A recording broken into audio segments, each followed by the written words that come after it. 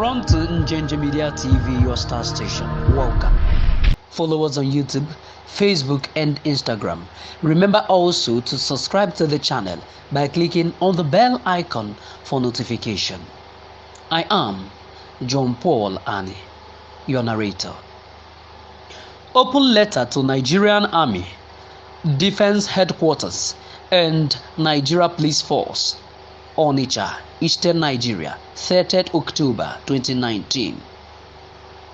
Lieutenant General J. Olanisakin, Chief of Defense Staff, Lieutenant General Tukur Buratai, Chief of Army Staff, the GOC 6th Division, Port Harcourt, Major General Jamil Sarham, outgoing, and Major General FO Agugo, incoming. The GOC 82 Division, Enugu, Brigadier General Lasisi Adegboye, Brigade Commanders, Cantonment Commandants, and commanding officers of Army's artillery, Amphibious and Engineering Regiments, and their Navy and Air Force counterparts in Southeast and South Nigeria.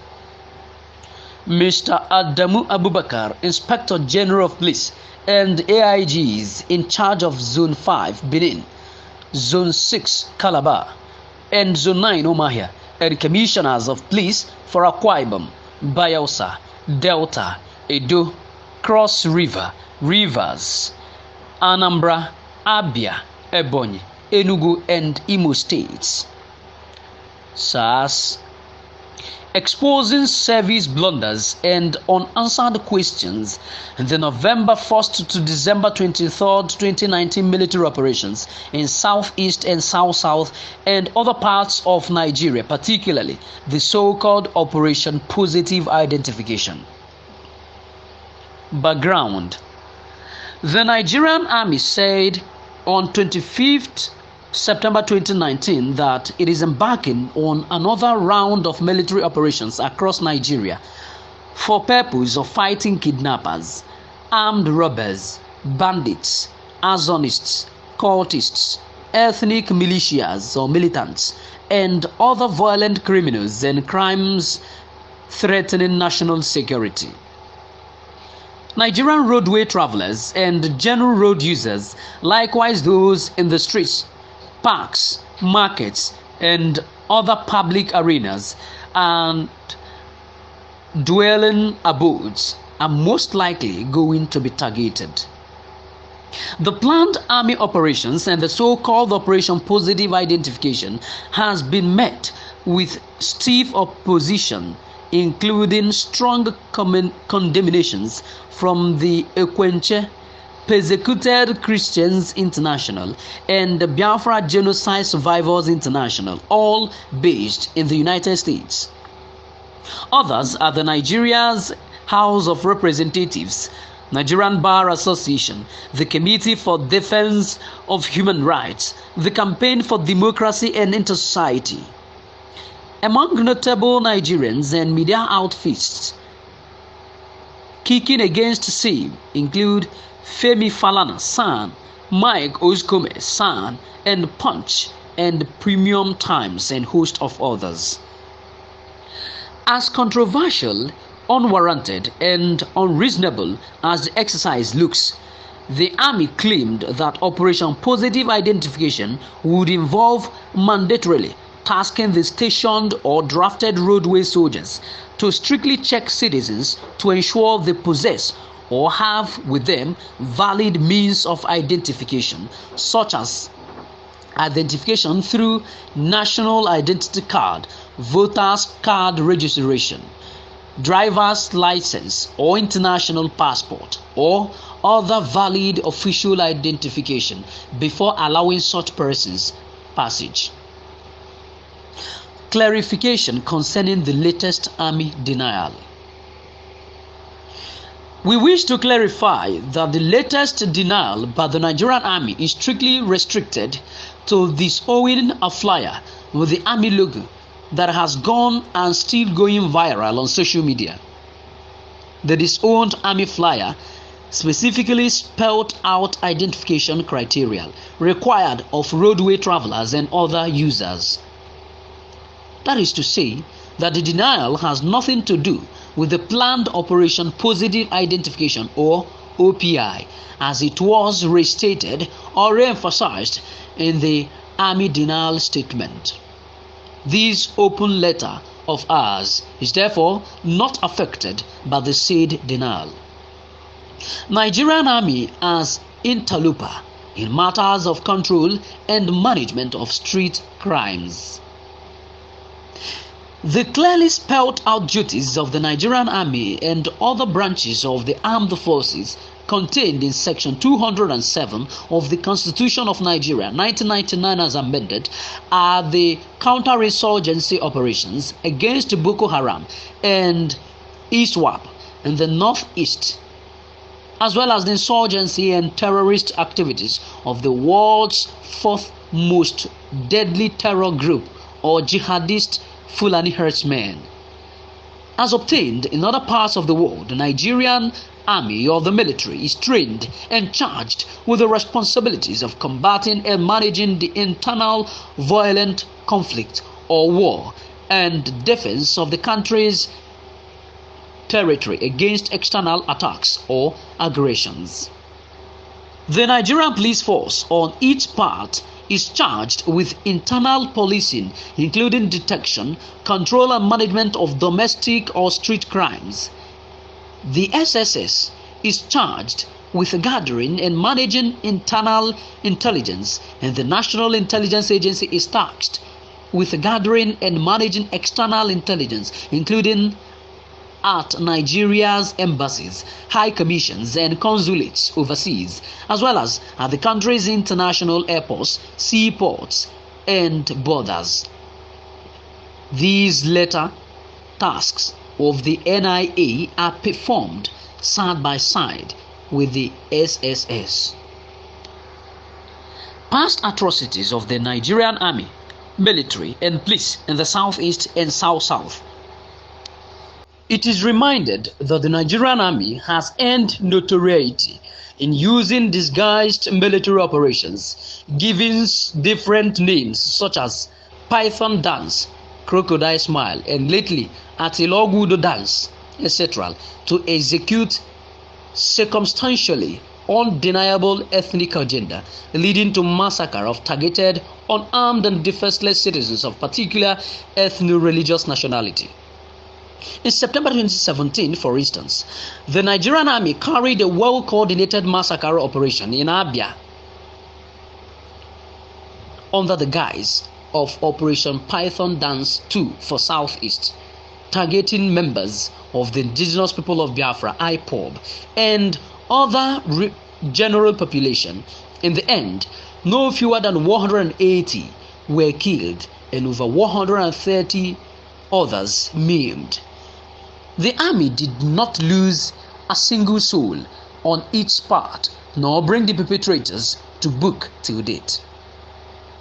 The Nigerian Army and other branches of the armed forces and police, with intelligence supplied by the SSS, had earlier between 30th of August 2015 and 20th of January 2017 engaged in series of killings and maiming, targeting unarmed and defenseless street protesters and other members of the southeast and south-south populations, leading to death of no fewer than 300 and maiming of over 370. The killings and maiming then were perpetrated under the guise of internal security operations. Again, no soldier was killed and no perpetrators brought to book till date. Unfolding real motives of the November 1st to December 23 operations in Old Eastern Nigeria. The repeat of the September 2017 massacre is most likely going to take place in the 7 Igbo-dominated states of Anambra, Abia, Delta, Ebonyi, Enugu, Imo, and Rivers, and their immediate neighbors.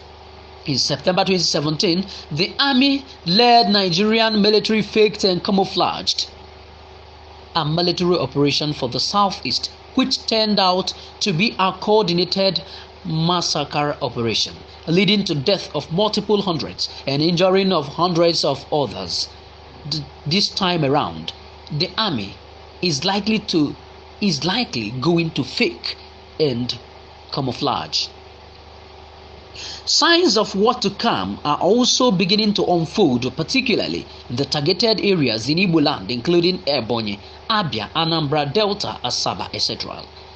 We included the Nigerian Police Force, the Air Force and the Navy in this open letter because they had always acted as inseparably accomplices in the precious army atrocities.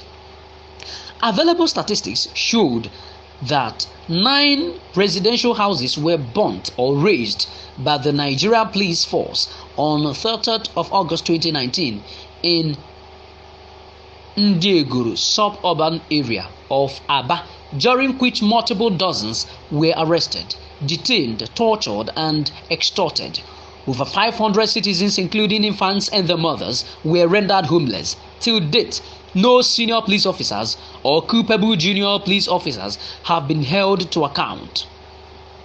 Cases of indiscriminate raids, arrests, detention without trial, and torture by soldiers and police officers, including police SARS, in various parts of Igbo land are torrentially being reported. Recently, on 14th of September, over 45 mourners attending a funeral in Ishiago, Onitsha local government area of Ebonyi State, traveling on 3 18-seater coaster buses, were blocked and surrendered at Army Road Block, striped half naked and battered by soldiers. They were labeled runaway IPOB terrorists. In the evening of Sunday, 27th of October 2019, a peaceful meeting venue of some indigenous people of Biafra activists was violently invaded by the combined team of army and police SARS in a primary school located in Abakaliki, Ebonyi State. The violent disruption and attacks with live bullets saw the duo of Barrister Ndubisi Cyril Orogu and his pregnant wife, Mrs. Precious Orogu, and 4 others arrested and taken away amidst beatings and other forms of torture. Others arrested and detained included Wobachika, Eda Samuel, Ode Sunday, and Chiwendo Nweke Daniel, and those shot with live bullets and wounded included Wokbuko Ezekiel, Osu Michael, Oti Ogbonayoti, and Nwoko Ezekiel. Barrister Orogu was at the meeting in his capacity as the legal advisor. It was specifically confirmed from the couple on Tuesday, 29th of October 2019 at Abakaliki Federal Prisons that Mrs. Precious Orogu passed out inside the SARS detention and lost her 3 months pregnancy. The Ebonyi State Police Command had, without the lawyer's wife's presence, arraigned her secretly and in absentia alongside her husband and 4 others on Monday, 28 October 2019 at an Abakaliki Magistrate Court with a 6-count charge, including being found with a locally made pistol and its cartridges and belonging to illegal organization, etc. They were arraigned in charge number MAB 764 /2019 CP Ebonyi versus Orogu, Cyril Ndubisi, and 5 others, with the case adjourned till 7th of November 2019. The 6 defenseless citizens are presently languishing at Abakaliki Federal Prisons, where they were remanded till 7th of November 2019. Also, 27 defenseless citizens of old Eastern Nigeria, including 4 women, were on 1st October 2019 arrested by soldiers in Idato South local government area of Imo State. They were later paraded in the media by the Nigerian army, alleging they were IPOB terrorists caught with 1 AK-47 rifle. Their whereabouts since then have remained independently or publicly sketchy. The above, therefore, are just to highlight but very few and are obviously signs of what to come out of the military operations and the so-called operations positive identification. It is also widely feared that the so-called operation positive identification is deliberately targeted at the southeast and the south-south and designed for mass arrest, torture, extrajudicial killing, disappearance, or long captivity without trial of defenseless and innocent citizens of the two regions. To think otherwise is to be economical with truth. Litany of legal violations fueling Army's past atrocities. From the Nigerian Army's past military operations to present, it has remained a gross perpetrator of extrajudicial executions, unlawful killings, summary or arbitrary executions, enforced disappearance and torture. The Code of Conduct for Personnel and Officers of the Nigerian Police Force and the Code of Conduct and Rules of Engagement for Personnel and Officers of the Nigerian Army, Air Force and Navy, or all members of the Nigerian Armed Forces are also being observed in gross breach. Who is a street criminal in Nigeria? By the combined provisions of relevant criminal laws, that is, Criminal Code Act, Penal Code Act, and Access to Criminal Justice Act, the 1999 Constitution, and regional and international rights treaty laws, a street criminal or offender of street crimes, which army or military does not have power or is not empowered to control, manage, investigate, and prosecute, is a person of 18 years and above with a sound mind who violates as follows. A. The offenses against persons, that is, abduction, murder, rape, attempted murder, cultism, drug abuse, etc. B. The offenses against properties, armed robbery, carjacking, bank robbery, banditry, arson, house breaking, burglary, stealing, vandalism, illegal mining and bunkering, etc. C. The offenses against public good, decency or morality, that is, control and management of riots, violent and riotous protests, vandalism, prostitution, drug abuse and addiction, and drug abuse related cultism, etc. And D. The offenses against computer technology and its users, that is, advanced fee fraud, cyber hacking and theft. But the same legal provisions, a citizen of Nigeria of 18 years and above who is of sound mind is not a criminal unless he or she is validly suspected of committing any of the offenses above highlighted and fully subjected under the jurisdiction of a court of superior records or competent jurisdiction to the process of valid suspicion, arrest, investigation, prosecution, fair hearing and trial, conviction and sentencing. Service blunders and consequences of Operation Positive Identification. Apart from the elitist status of the so-called Operation Positive Identification, it is also express license to creation of artificial and chronic roadway logjams and entrapment on the fundamental human rights of citizens of the Southeast and South-South to their freedoms of movement and religion during Christmas season. Operation Positive Identification is also taught and an attribute of internal slavery and juicy grounds for extortion or roadway bribery. It equally has the capacity to lead to and fuel indiscriminate arrests, abductions, torture, extrajudicial and unlawful killings and disappearances, as well as sexual offenses including harassment and rape. Unanswered questions Nigerian Army must publicly answer. Does it mean that Nigerians or citizens caught without armies imposed valid means of identification, such as identification through national identity card, voter's registration card, driver's license, or international passport, or the valid official identification, including the aging, the underaged, and the poor, etc.,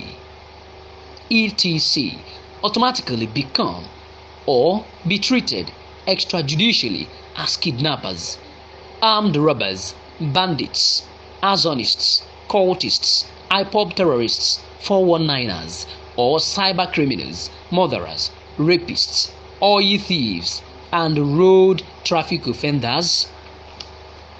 B.